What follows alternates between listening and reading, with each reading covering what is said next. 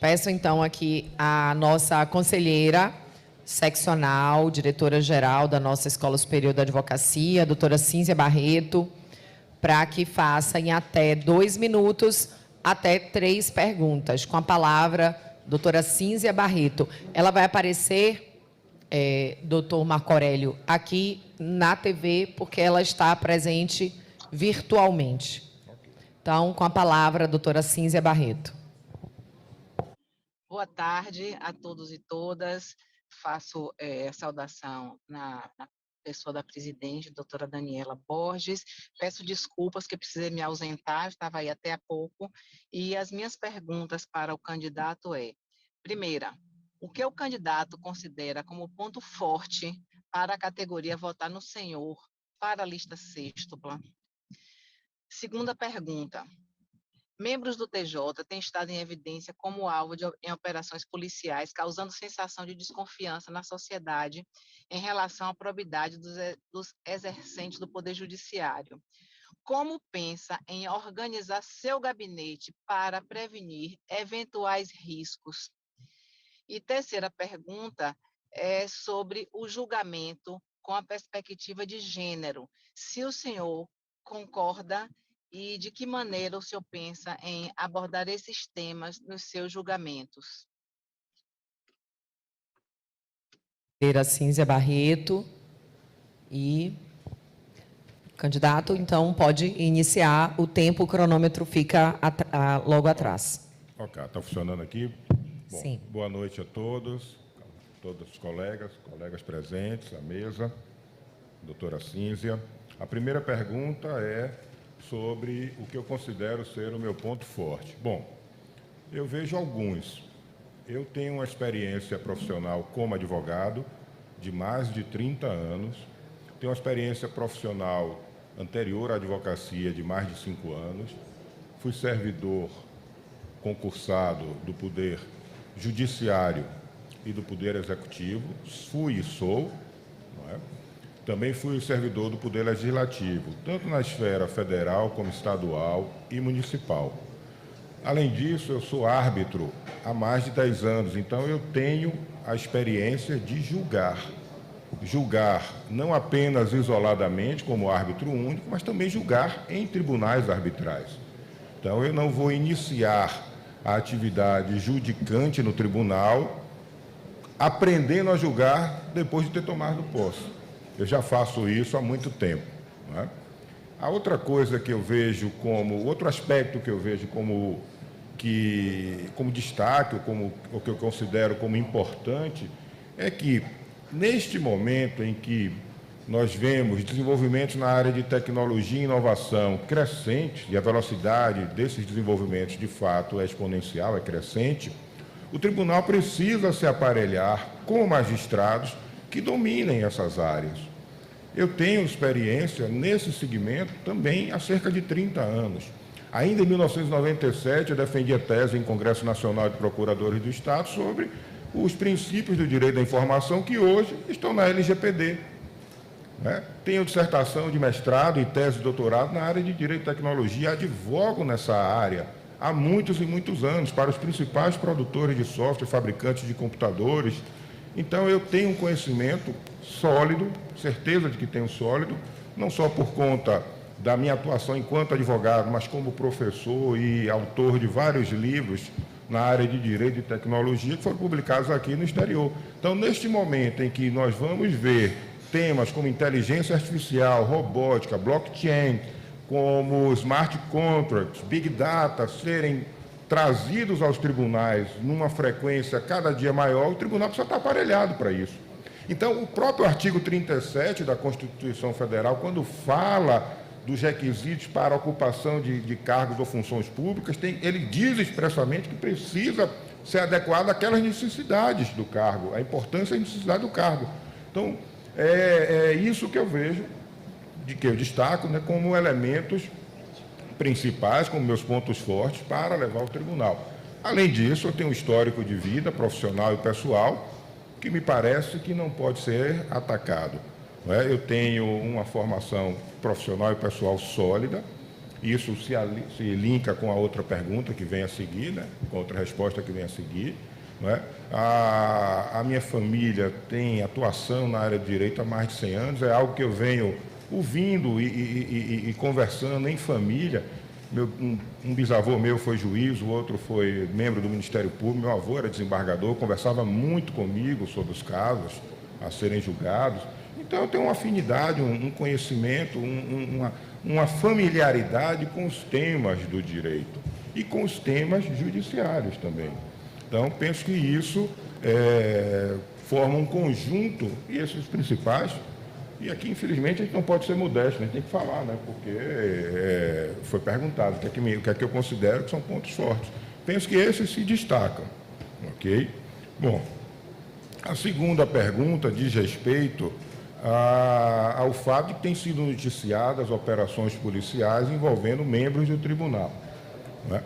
Em primeiro lugar, como advogado, eu tenho que ser um defensor ferrenho da garantia da ampla defesa, do contraditório, do respeito às liberdades individuais, e é preciso que haja apuração, que se apure efetivamente, e para isso existem as instâncias todas, não apenas policial, mas judicial, e, eventualmente, se houver elementos que possam levar a uma condenação, que se condene. Se não houver esses elementos, que se absolva. É assim que funciona. O sistema foi montado nessas bases. Não é? Então, se há provas de práticas de delitos, que se apure e que se puna. Não há magistrado, não há ninguém acima da lei. A lei é para todos, a Constituição é para todos. Mas sem a garantia, sem se preservar e se assegurar aquilo que está na Constituição, não é? Nós não podemos falar de justiça. Então, e aí a pergunta diz respeito especificamente à organização do gabinete. Bom, eu apresentei, depois de ter pensado e debatido com algumas pessoas, não é? Algumas, não se pode chamar de propostas, né? Mas de considerações, de elementos que eu quero aplicar e levar ao tribunal. Por exemplo, a transparência. Não é? O gabinete do desembargador precisa publicar a agenda do desembargador, precisa publicar de que maneira o desembargador decide das questões principais, é preciso ter um contato célere e imediato com o desembargador e com o seu gabinete e, mais do que tudo, me cercar de pessoas nas quais eu confie, nas quais eu tenha a certeza não só do conhecimento jurídico para assessorar o desembargador, mas também de sua formação pessoal, não é? E de sua conduta. Não é? Isso garante, ou no mínimo, não é? Protege contra deslizes. E se deslizes houver, aplicar-se a lei. Não é? O desvio de conduta não pode ser tolerado, então não tolerarei. Né? Nunca tolerei em minha vida toda, minha vida pessoal e profissional, é óbvio que não tolerarei sendo alçado ao tribunal. Então, o gabinete é o reflexo do magistrado. É um apoio que deve levar em consideração e se conduzir da maneira que o magistrado se conduz. Então, a organização do gabinete deverá sempre ter em conta o princípio da publicidade, da transparência, da igualdade, da isonomia, tratamento igual a todos os colegas advogados. Não é? É óbvio que, ao tomar posse, aquele que vai ao tribunal pelo 5º Constitucional como advogado não é mais advogado, mas não esquece que foi advogado. Não é? Quem lidou durante mais de 30 anos em tribunais diversos, em varas diversas, em comarcas diversas, sabe muito bem quais são as necessidades da advocacia. No meu caso, inclusive da advocacia pública. Não é? De modo que esse contato, não é, deverá ser de forma sempre republicana. Me parece que seguir os princípios republicanos, não é, seguir o que dita a nossa Carta Grande, é a garantia de imunização contra condutas que são perniciosas, que não poderão ser toleradas de jeito nenhum. Até porque, quando há suspeitas de que elas ocorrem, ou quando nós temos evidências de que elas ocorrem, são muito danosas para nós, advogados, e para toda a sociedade. É muito ruim perder no tapetão, tá? E isso, eventualmente, se comenta que ocorre. Se ocorrer, isso precisa ser apurado. Por fim, o tema da perspectiva de julgamento, julgamento com perspectiva de gênero. Eu penso que aqui o mais adequado é trabalhar com o princípio da isonomia.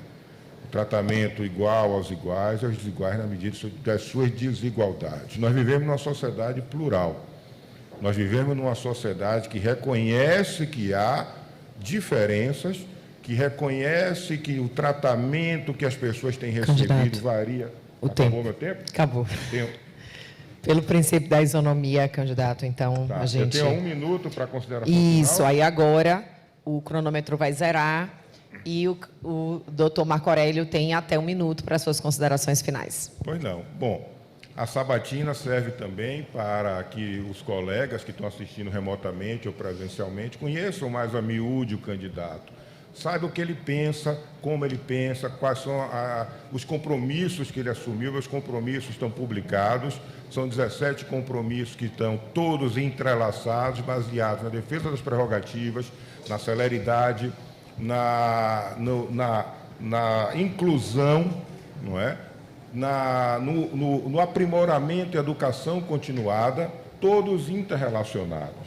E na acessibilidade dos advogados ao magistrado. Então, se vocês lerem, peço que leiam, peço que entrem em contato comigo para questionar, para me perguntar, porque eles todos se relacionam, ok? Não podemos escolher um colega que vai ao tribunal sem conhecer quais são seus compromissos, a sua história de vida, a sua formação profissional e pessoal, e isso deve ser levado em conta. Candidato. Obrigado a vocês, viu? Boa noite. Muito obrigada.